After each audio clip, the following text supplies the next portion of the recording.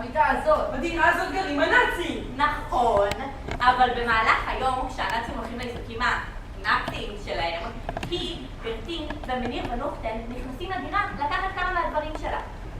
לקחת את הפנים שלה, שהיא הסתירה בקירות. לקחת את המסמכים שהיא הטמינה במחילות. לקחת את המצלמות שלה. מצלמות?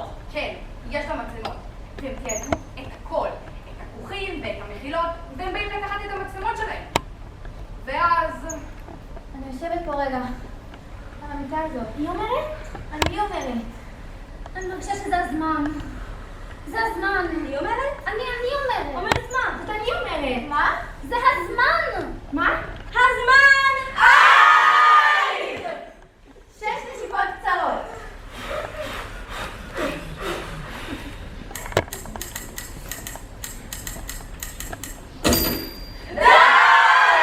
למי היא אומרת את זה? די!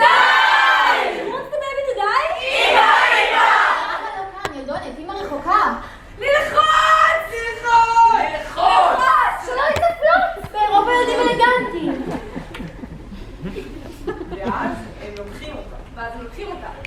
את ברטין הם לוקחים. הנאצים לוקחים אותה בחזרה. ואת התינוקת הם משאירים. הם לוקחים אותה? ואת התינוקת הם משאירים. הם לוקחים אותה לאושוויץ, ואת התינוקת הם משאירים. כן, את התינוקת הם משאירים על המיטה, בדירה.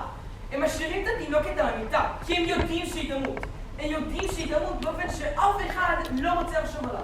לא, אנחנו לא רוצים לחשוב עליו אפילו. כי זו תינוקת. זו תינוקת. כי זו תינוקת. אבל בשביל הנאצים היא לא הייתה תינוקת. היא הייתה רימה. מה? רימה, היא לא הייתה יותר מרימה. ברימה אפשר למעוך עם העקב של הנער. ברימה אפשר לרסס ברעל.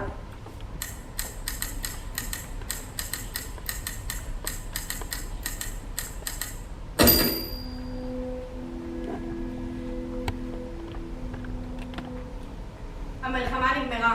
הנאצים עזבו את הדירה ומפרעה ונוחטן את חיה. היא חזרה מאושוויץ.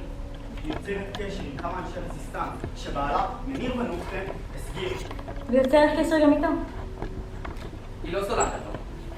היא אומרת לו שהיא סולחת לו כדי שהוא יבוא הביתה, אבל בכל מקרה, הוא לא סולח לעצמו.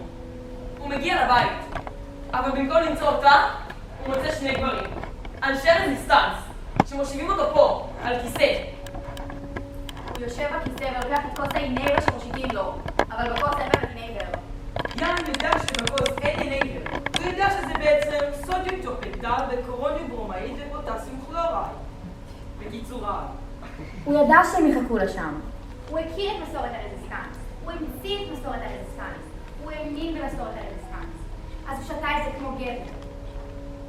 הוא שתה את זה כמו אחד שלוקח אחריות על הכל. על ההסתרה, על האהבה, על הבגידה, על הכל. אבל הוא לא מת. כי הוא המציא את הענישה לבוגדים. הוא המציא את הכל. אז הוא הזריק לעצמו את החומר המנוגד ועשה את עצמו מת. כשהם זרקו את הגופה שלו מהחלון שלה, שמשקיף למים של הקהלה האהובה עליי, הוא צלל וחיכה. הוא חיכה, וכשהמוציאים להורג הלכו מהדירה. ואז הוא חזר. הוא חזר לדירה. הדירה היא שלו. הדירה למעלה. הדירה של יאן. הדירה שלך והדירה של יאן היו דירה אחת. הוא חזר לדירה שלו, ושלי אינגריד ונוחטן. ואת הדירה למטה, שלך, הוא הזכיר. ולמעלה, למעלה, בדירה של יאן. שם הוא גר. עד עצם היום הזה. יאן ונוחטן, גר שם עד היום, עד עכשיו, והוא לא משלם את החשבון.